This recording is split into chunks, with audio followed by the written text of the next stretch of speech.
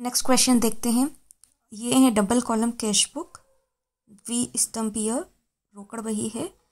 और इस पर हम जो कॉलम लेने वाले हैं वो है cash column and discount column. हमने बैंक और कैश कॉलम के क्वेश्चन देखे हैं।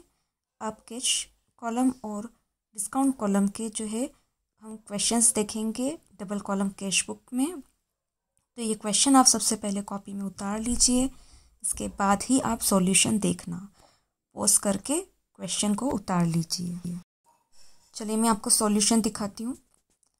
ये हमारा सॉल्यूशन है। अब एक एक ट्रांजैक्शन में बोलती जाऊंगी और यहाँ आपको हाईलाइट करके दिखाती जाऊंगी। आप इसको ध्यान से समझिएगा।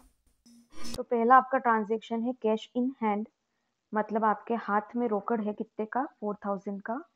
तो मैंने बताया जब भी कैश बैलेंस हमारे पास पहले से होता है तो हम कैश बैलेंस को करते हैं हमेशा डेबिट साइड में।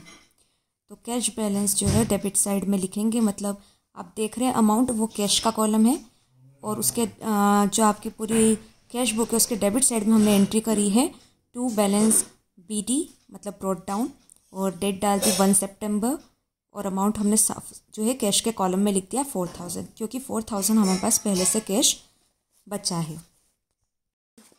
नेक्स्ट 2 सितंबर की एंट्री देखेंगे। तो 2 सितंबर में लिखा हुआ है परचेज गुड्स फॉर कैश, रोकड़ी आपने माल क्रय किया है। तो अब हम यहाँ क्या कर रहे हैं, माल क्रय कर रहे हैं। तो जनरल एंट्री क्या बनती है, purchase account debit to cash account.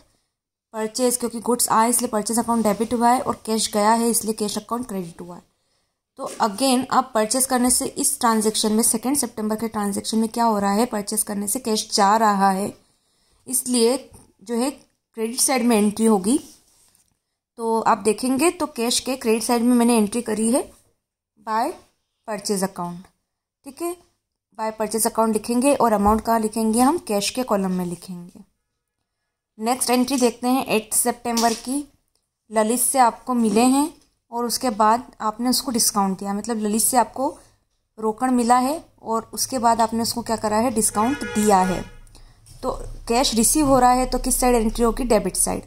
ये मैंने आपको पहले ही बताया है, कैश जब भी रिसीव होगा तो डेबिट साइड में एंट्री होगी और कैश जब भी पेमेंट करेंगे कैश की तो क्रेडिट साइड में एंट्री होगी। तो यहाँ हम डेबिट साइड में एंट्री कर देंगे कैश डेबिट कैश कॉलम में, और टू ललित लिख देंगे क्योंकि हमको ये कैश कहाँ से मिल रहा है, ललित से मिल रहा है। और कितना मिला है, 290 रुपीज़।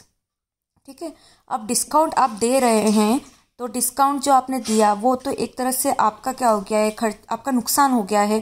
ठीक है, तो यहाँ जो है आपका 10 रुपये का जो नुकसान हुआ है डिस्काउंट देने से, तो वो एक्सपेंसेस एंड लॉसेस क्या होते हैं, हमेशा डेबिट होते हैं। मैंने आपको बताया था नॉमिनल अकाउंट के रूल में, नाम मात्र खातों का जो नियम है उसमें है कि जितने भी व्यय होती है, जितनी हानि होती है वो हमेशा डेबिट होती है। तो आप डिस्काउंट दे रहे हैं तो ये आपके लिए क्या है, एक तरह से आपका नुकसान है, इसलिए वो क्या हो जाएगा, डेबिट हो जाएगा। इसलिए हम डेबिट साइड में डिस्काउंट के कॉलम में एंट्री करेंगे 10 रुपीज़, डिस्काउंट के अंदर लिखेंगे और टू ललित के सामने ही लिखेंगे, ध्यान रखिएगा। क्योंकि जनरल एंट्री जब आप करेंगे तब भी जनरल एंट्री भी ऐसी होगी, cash account debit to Lalit account, और आपका जो कैश अकाउंट डेबिट होगा उसके साथ डिस्काउंट अकाउंट भी डेबिट होगा। तो cash account debit, discount account debit to Lalit account, ये जनरल एंट्री होगी। नेक्स्ट एंट्री देखते हैं September 15, interest received in cash from Ashok. Ashok से जो है हमको ब्याज मिला है कैश में। तो यहाँ कैश भी है, नाम भी है, आप ध्यान रखिएगा जब भी कैश हो और नेम हो। तो नेम पे हम ध्यान नहीं देते हैं, कैश पे ध्यान देते हैं। इंटरेस्ट आपको रिसीव हुआ है, मिला है, तो इनकम है और इनकम क्या होती है, हमेशा क्रेडिट होती है। ठीक है, और कैश मिल रहा है इसलिए क्या होगा, आपके पास डेबिट हो जाएगा। तो कैश कॉलम में डेबिट साइड में एंट्री होगी टू इंटरेस्ट, क्योंकि हमको 400 रुपीज़ का मिला है, इंटरेस्ट मिला है। 15 सितंबर आप डेट डाल देना और 400 रुपीज़ लिख देंगे। नेक्स्ट एंट्री देखते हैं 25 सितंबर। 25 सितंबर में पेड टू आशीष, आशीष को पे करा है, मतलब कैश जा रहा है आपका, इसलिए आप देखेंगे तो क्रेडिट साइड में कैश कॉलम में एंट्री होगी बाय आशीष, क्योंकि हमने आशीष को पे करा है 680 रुपीज़।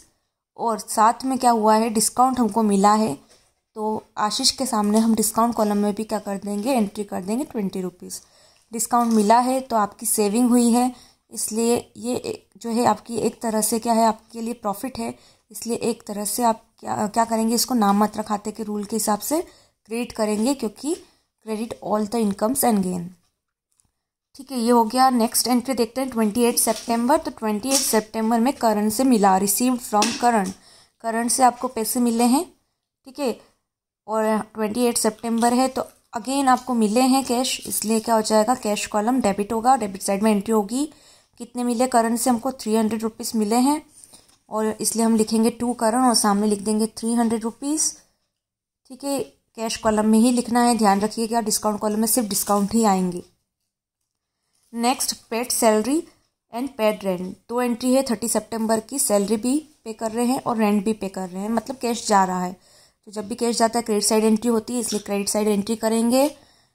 तो लिखेंगे बाय रेंट अकाउंट क्योंकि रेंट जा रहा है, और बाय सैलरी अकाउंट क्योंकि सैलरी जा रही है, दोनों लिख देंगे।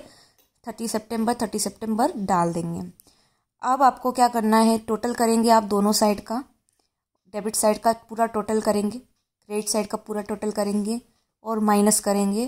तो माइनस करने के बाद आपका बैलेंस आ जाएगा 3460 रुपीज़। मेरे ख्याल से अब आपको बैलेंस निकालना आ चुका होगा।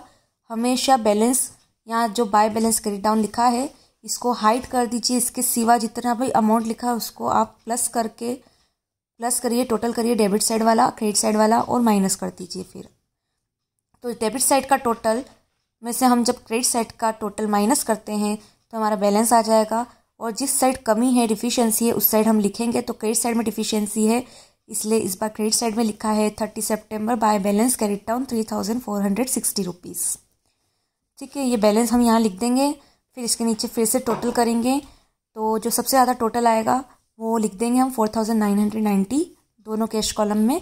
साथ में आप देखेंगे तो डिस्काउंट का भी टोटल लिखा हुआ है, बट डिस्काउंट का कोई बैलेंस नहीं निकाला गया है इस क्वेश्चन में, क्योंकि मैंने आपको पहले ही बताया है थ्योरी के समय कि डिस्काउंट कॉलम हम ज़रूर बनाते हैं, डिस्काउंट के कॉलम में हम एंट्री भी करते हैं, बट डिस्काउंट को हम टोटल जो है टोटल कर देते हैं, बट उसका बैलेंस नहीं निकालते। हम टोटल ऐसा के ऐसा ही रखते हैं, और बाद में ये जो है इकट्ठा जो है डिस्काउंट अकाउंट में पोस्ट हो जाता है, जो डिस्काउंट अकाउंट हम लेजर में बाद में बनाते हैं।